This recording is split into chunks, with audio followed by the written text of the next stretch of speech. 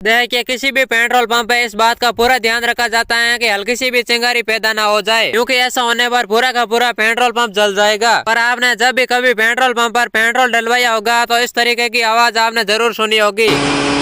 Petrol pump पर जमीन के अंदर टैंक्स बनाए जाते हैं जिसके अंदर पेट्रोल होता है, जिसे मोटर की सहायता से ऊपर खींचकर आपकी गाड़ी में डाला जा रहा होता है। तो ये आवाज उसी मोटर के चलने की होती है। पर मोटर जो है वो बिजली से चलने वाली मशीन होती है, और जहाँ बिजली होती है वहाँ स्पार्क हो सकता है, और स्पार्क से पेट्रोल जल जाएगा और पूरे के पूरे पेट्रोल पंप पर आग लग सकती है। तो ऐसी कौन सी टेक्नोलॉजी यूज की जाती है जिसकी वजह से पेट्रोल पंप में आग नहीं लगती है? कुछ नया सा बताएंगे आपको इस वीडियो में, इसीलिए आप लोग वीडियो को लाइक और चैनल को सब्सक्राइब कर लीजिए। पेट्रोल को पंप करने के लिए जिन मोटर का इस्तेमाल किया जाता है उस मोटर के हर पार्ट को इस तरीके से इंसुलेट किया जाता है कि कोई भी स्पार्क बाहर नहीं निकल पाए, और इस मोटर को चलाने के लिए जो इलेक्ट्रिक वायर यूज किए जाते हैं वो भी डबल रबर कोटेड होते हैं।